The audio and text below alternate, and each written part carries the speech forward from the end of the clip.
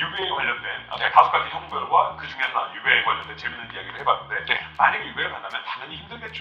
왜냐면 아무리 돈 많은 사람이 거기서 떵떵거리면서 살았전정 그리고 대부분의 사람들은 그렇게 못 살았을 테니까 자기의 가족이나 지역을 떠나서 홀로 외로운 데 가가지고 지낸다는 게 사실 쉽지가 않을 텐데 그렇죠. 그래도 만약에 유배를 간다면 여기가는 조금 즐겁지 않을까? 어디가 있을까? 그래서 답은 3 뭐라고 보도록 하겠습니다. 일단은 뭐 베스트 3를 꼽는다면 네. 저는 일단 흑산도. 흑산도요? 네, 흑산도에 대해서 우리가 조금 알아야 할 게 네. 우리 정조 때 가장 정조의 힘을 받았던 사람이 있어요. 그 유학자 중에 누굴 것 같아요? 정약용. 정약용 선생님께서 결국 이제 정조가 돌아가시고 나서 이제 네. 귀향을 가게 돼요. 아, 돌아가시고 나서. 아무래도 이제 자신의 이제 후견인이 사라지다 보니까 네. 결국 정조의 반대편에 있던 사람들이 네. 이제 정약용을 귀향을 보냈는데 정조가 워낙 많이 보호는 해줬지만 사대부들한테 정약용은 사실 눈에 가시였죠. 예, 그래서 전라도 강진으로 가는데 강진. 조선시대에 유배를 갔던 그 좀 나름대로 지식인들, 네. 유학자 중에서 가장 오랜 기간 동안 가요. 유배를 원래 오래 안 있는데 오래 아니죠. 네, 18년 갑니다. 18년 동안 유배를 당했다고요? 근데 재미난 것은 정약용 선생님이 얼마나 뛰어난 사람이냐면은 정약용 선생님이 유배를 갈 때 책을 그냥 4권 가지고 가요. 논어, 대학, 중용 뭐 이런 효경 같은 거. 그 4권을 가지고 가서 그거를 갖다가 딱 토대로 책을 쓰는데 18년 동안 503권을 쓴 거야. 503권이요? 그러니까 참조 자료 컴퓨터 이런 게 없이 그냥 4권 들고 가서? 오늘 책 한번 써볼까 해가지고 그냥 논어 이걸 베끼는 게 아니라 이걸 토대로 자기가 그냥 쭉 책을 쓴 거예요, 그냥. 자신의 어떤 네. 생각과 이런 것들을 그러니까 정립하는 머리에 거예요. 어마어마한 양의 어떤 지식이 들어있기 때문에 그게 가능한 분이 바로 우리 정약용 선생님이었어요. 논어, 효경, 중용, 대학은 이제 공자님 말씀인데 네. 우리 조선을 지배했던 학문은 성리학이야. 네. 그러니까 성리학은 뭐냐면 원래 있었던 학문에 대한 해설서야. 그러니까 공자님의 말씀을 결국 주자라는 애가 바로 해설을 하는 이 해설서를 가지고 우리나라가 결국 지배를 했던 거야. 그러니까 정약용 선생님이 이렇게 생각한 거야. 그러니까 원래 있는 학문도 아니고 그 해설서가 너무 잘나가지고 다 해설서만 보고 있는데 그 해설서를 보고 자랐던 이 나라의 유학자들이 이 나라를 망쳤다. 그러니까 나는 그 해설서에 의존하지 않고 원래 있는 공자님 말씀 한번 돌아가 볼까? 라고 했던 거예요. 그래서 사실은 난 어쩔 수 없이 유학자가 아니라 그럼 그때 당시에 어떤 공자님이 그 당시 혼란을 어떻게 해결하려고 했었겠지? 그런 근본적인 관점에서 나도 그러면 이 조선의 현실을 어떻게 바꿀 수 있을까라고 해서 생각했던 책이 503권인 거야. 근데 문제는 제가 조금 전에 뭐라고 말씀을 드렸어요? 흑산도라고 얘기했는데 왜 갑자기 흑산도 얘기하지 않느냐? 정약용 선생님이 유배 갈 때 같이 유배를 갔던 형이 있어요. 그게 바로 정약전이에요. 형같이. 정약전은 근데 흑산도로 유배를 간 거예요. 근데 정약용 선생님은 대략 500여 권의 책을 썼잖아요. 네. 근데 정약전 선생님은 좀 이렇게 약간 덕후 같은 거야. 하나만 파요. 그래서 한 권만 썼다. 무슨 점이에요? 무슨 점이냐면은 가서 보니까 흑산도에서 보니까 일단 많이 유배를 갔잖아요. 네. 근데 가서 할 일이 없잖아. 네. 근데 거기가 섬이잖아요. 네. 그러니까 물고기를 오늘 하나 잡아먹은 거예요. 낚시하셨구나. 물고기를 잡아서 먹었고, 야, 이 물고기를 먹으면서, 야, 그냥 물고기를 먹고 전복 먹은 걸 끝난 게 아니라 이걸 다 기록을 한 거야. 이 물고기는 비늘이 있네? 이 물고기는 비늘이 없네? 얘는 껍데기가 있네? 없네? 이게 바로 지금 요즘에도 가장 연구 대상이 되는 물고기 백과사전이었던 자산어보예요.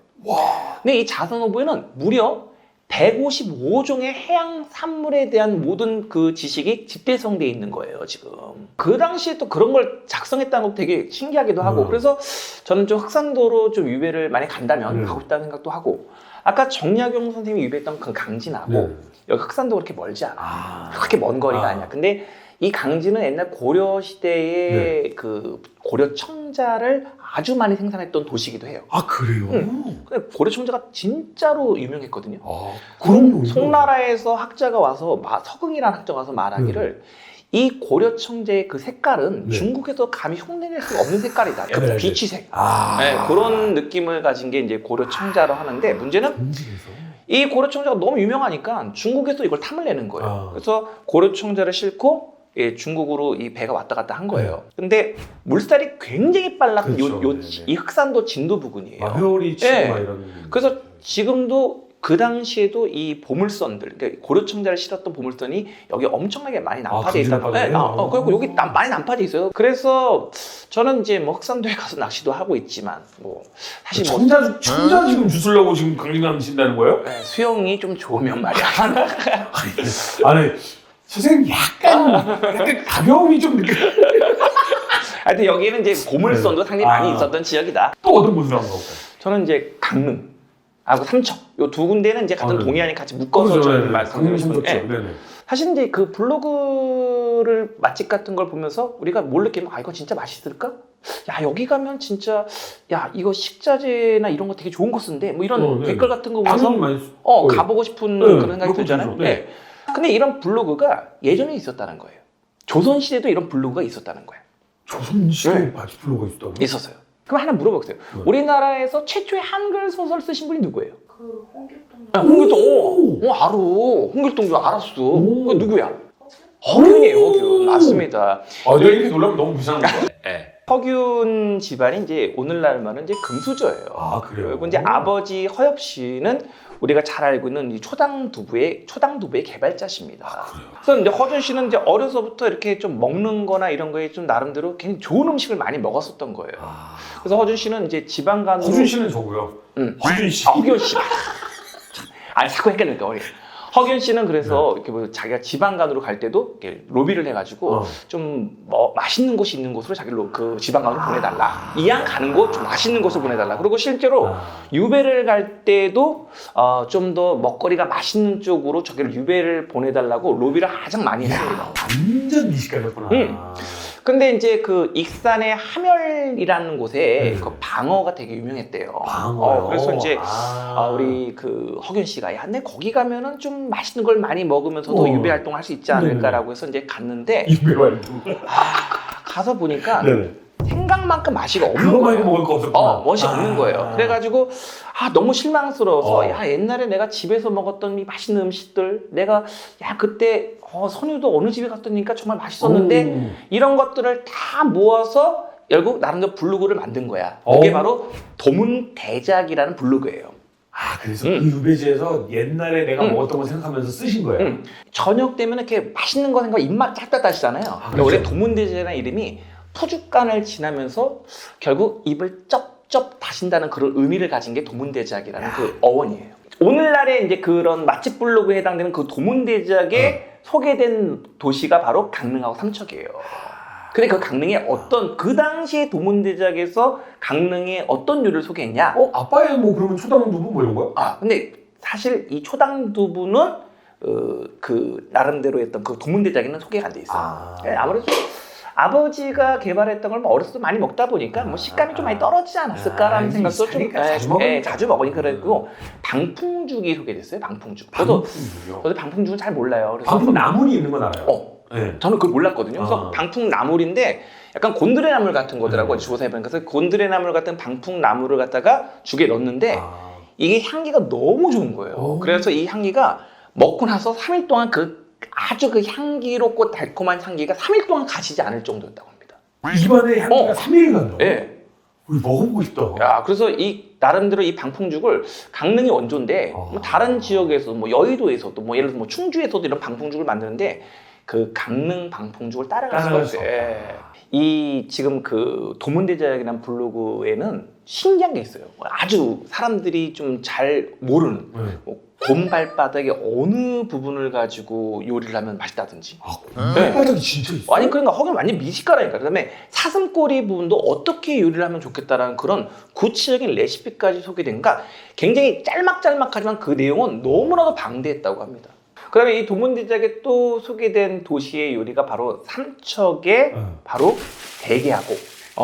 근데 이 대게 어떻게 표현했냐면 대게가 이게 표현이 너무 진짜 이게 막 상상을 하게 돼요. 대게가 강아지만 했대. 그러니까. 그리고 이 다리가 결국 대나무만 했다는 거예요. 다리가. 그래서 대게잖아요. 네. 그 대나무가 대나무. 큰 대나무 같다고. 그러니까 막 상상하는데 얼마나 맛있을까라는 그런 생각을 하는 거여서 갑자기 이거는 진짜 막 떠오르더라고요. 야, 삼척 한번 밟아봐. 오늘 펑크 내고 막 이런 생각을 했었죠. 어쨌든 만약에 유배를 간다면 가보고 싶은 유배지. 네. 지금 두 번째 이야기. 네. 강릉. 네, 강릉, 예, 예. 함삼척 네, 네. 이런 두 가지. 강릉에서 점프 살짝 뛰어가지고 대게 먹고 다시 네. 돌아와가지고 방풍죽 먹고. 그렇죠. 아.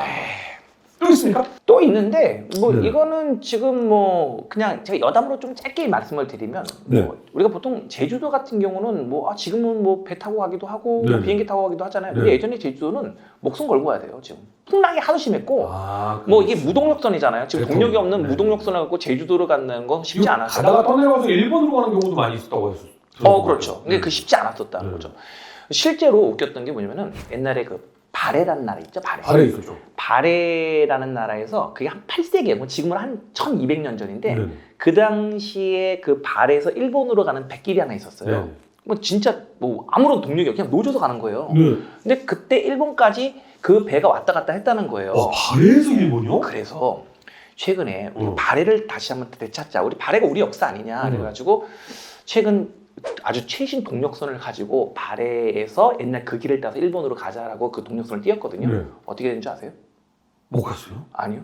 그럼 난파됐어요. 그래서 거기서 동력선이? 예, 그 동력선이 그 백길 그 일본 그 동해 앞바다 그쪽에서 저 북쪽에 오는 거기서 난파됐다고요. 그만큼 지금의 기술로도 가기 힘든 건데 그리고 뭐 그다음 방해가 없잖아요. 무슨 뭐 내비게이션 있는 것도 아니고. 그렇죠. 근데 그 당시에 정확히 일본까지 왔다 갔다 했다는 거예요. 와. 그러니까 우리나라의 어떤 그런 항해 기술 굉장히 좀 뛰어났던 부분들이 좀 있었었는데 아무튼 그렇게 이런 제주도를 왔다 갔다 하는 게 쉽지 않았는데 김정희라는 분이 계세요. 김정희. 네. 김정희라는 분께서 유배를 추사 가셨어요. 김정희? 네, 추사 네. 김정희. 네, 추사 되게 유명하시잖아요. 네. 근데 이제 김정희라는 분께서 가 있었는데 이제 제자이자 친구였던 네. 누가 이제 이상적이라는 그 분이 이제 스승을 보러 온 거예요. 네. 이 스승이 이제 뭐라고 했냐면 야 내가 지금 여기 너무 힘들어. 청나라에 가서 내가 보고 싶은 책이 하나 있는데 좀 구해줘. 그러니까 이걸 구해 온 거예요. 근데 이제 구해가 너무 고맙잖아요. 그렇죠. 근데 무슨 걸 봤는데? 왔는데 다음에 또 그런 거야. 고마운데 그렇죠. 내가 또 다른 책이 보고 싶어. 그래서 그래서 청나라에 가서 다시 구했는데 이게 스승을 너무 존경하다 보니까 또 구해준 거예요. 그래서 야 너무 고마우니까 여기에다가 이제 그림을 하나 딱 그려준 거예요. 마지막에. 그래서 이 세안도라는 게 소나무와 잣나무는 그 나름대로 추위를 지난 뒤에 그 푸름을 알 수 있다라는 그 그림을 그려주는데 감사의 마음으로. 진짜 이 세안도 보면요. 네. 와 진짜 너무 그냥 아무것도 없어요. 그냥 텅한 빈 공간에 소나무와 잣나무 있고 한데 풍경만 있고 집만 있고 사람. 무슨 얘기냐? 보는 사람이 그 그림의 주인이 되는 거예요. 그래서 내가 그 그림을 보면서 그 주인이 될 수 있다라는. 진짜. 그리고 김정희 선생님께서 얼만큼 그 제자를 아꼈는지 네. 마지막 거의 몸이 자기가 안 거야. 이미 죽는다는 거예요. 유해질 네, 그런데 네. 보통 김정희 선생님께서 뭐 어떤 그림에다 글 쓸 때는 그냥 쓰는데 이 어렸을 때 우리 그 초등학교 때 글 쓸 때 이 깍두기 글씨 같은 거 하잖아요. 네, 네모칸에 그렇죠. 그러다가 이렇게 선을 갖다 쫙 그어가지고 깍두기처럼 만들어 놓고서 거기다 글자를 한자 거기에 맞춰 쓰신 거예요. 와. 그만큼 자신의 정성을 다해서 준 거야. 이 제주도는 뭐 유배지로서 뭐 어디 가고 싶다 이런 이야기를 오늘 말씀드린 게 아니라 이 제주에 갔던 김정희 선생님을 그렇게 뭐 나름대로 의리를 가지고 이렇게 찾아갔던 어떤 그런 마음속에서 생겨났던 이 좀 세안도에 대해서 조금만 좀 설명을 드리고자 한번 이야기를 꺼내봤습니다. 이제 오늘 뭐 네. 다 유배지 가보고 있으면 다 가본 건가요? 네, 유배지는 뭐 이 정도면은 뭐 가볼 만한 건 다 가보지 않았을까. 뭐 또 우리 청취자 여러분들께서도 아마 이런 오늘 방송을 들으면서 난 이런 쪽이 더 좋은 유배지일 거야. 이런 것은 뭐 본인들이 한번 상상해 볼 수 있는 유배지 추천 부탁드리겠습니다. 될 수 있을 것 같습니다. 이게 유배지 추천이라고 말은 하지만 사실은 나중에 역사 기행이나 혹은 귀향이나 귀농이나 이런 거 하시고 싶으신 분들 많거든요. 네. 그럼 나는 기왕 갈 거 네. 나는 그곳을 한번 가고 싶어. 그렇죠. 이런 마음도 좀 정리가 될 것 같고 맞습니다. 네, 재밌을 것 같아요. 많이 좀 추천해 주시죠. 네. 오늘 처음으로 네. 이게 해보셨잖아요. 네네네. 어떠셨어요? 일단 나 재밌네요. 그리고 네. 일단 아무래도 좀 방송을 워낙 또 원활하게 끌어주시니까 또 편안하게 이야기할 수 있는 것 같기도 하고 또 나름대로 좀 이렇게 좀 신선한 소재인 것 같아요. 네. 예, 왜냐면은 제가 보통 강의를 하거나 할 때는 아무래도 좀 팩트의 기준에서 막 이런 이야기만 쭉 하게 되는데 좀 신기한 이야기도 좀 같이 하면서 이렇게 얘기 나눠보니까 또 유익한 시간이었던 것 같습니다. 그러니까 뭐 역사 공부를 하고 시험을 보시는 분들 팩트만 시험에 나오잖아요. 근데 그렇게만 가르치니까 우리 학생들이 역사를 멀리하는 거예요. 이렇게 팩트를 기반으로 해서 상상력을 펼쳐보면 훨씬 더 기억하기 쉽잖아요. 맞습니다. 자산하고 정책적 이거 기억 못하는 사람 이제 없을 거예요. 자산어부는 공무원 기출문제였습니다. 진짜? 네. 그리고 정리해본 선생이 네 가지 뭐 논어 뭐 기샷 중요 뭐 이런 거 네 가지 갖고 와서 500세 그랬었다. 안 잊어버릴 것 같아. 옛날 사법고시에서 이 정리나경이 썼던 총 권수를 쓰시오. 그 고르시오예요. 1번 500권, 2번 501번 이런 거 딱 나왔어요. 와 이거 네. 무조건 해보잖아. 역사를 이렇게 재미있는 방식으로 좀 접근을 했으면 좋겠고 역사에 만약은 없다고 이렇게 얘기하시는 분들이 종종 있으신데 만약은 없습니다. 다만 만약이 있다면입니다. 그러다 보니까 저는 상상력을 이렇게 발휘했고 조금이나마 여러분들이 오늘 끝나고 오늘 6시에서 7시, 8시 사이에 제가 이거 올라갈 거 아닙니까? 그럼 이거 딱 본 다음에 친구들하고 야 흑산도 아냐? 정략전 알아? 하면서 야 세안도가 아니면 어떻게 되는지 알아? 김정일 선생이 어디서 돌아가셨는지 알아? 한마디 할 수 있다는 정도. 이 정도 드시면 될 것 같습니다. 저희 방송에서 이 역사 이프, 계진상 이프 같은 경우에는 항상 임용원 박사님 그리고 이 노경 박사님 등 우리 선생님들만 나오셨었는데 나영원 선생님 처음으로 인사를 드렸습니다. 왜냐면 임용원 박사님이 이제 저술을 좀 많이 좀 이제 시작을 하셨고 그리고 또 이제 노경 박사님도 요즘에 굉장히 시국이 후궁인 만큼 굉장히 그 개인 영상을 찍어서 학생들 이거 하시는데 너무 바쁘셔가지고 제가 어느 쪽으로 선생님들을 섭외하면 좋을까라는 생각을 하다가 정말 이야기를 너무 재미있게 해주시는 선생님이 계셔서 제가 직접 연락을 드려서 우리 나영원 선생님을 모셨는데 많이들 또 환영을 해주시고 재밌었다면 좋아요, 구독, 알람 설정, 조댓글이라고 합니다. 좋아요, 댓글, 구독, 알람 많이들 좀 눌러주시면 좋겠습니다. 여러분 오늘도 수고하셨습니다. 고맙습니다. 감사합니다.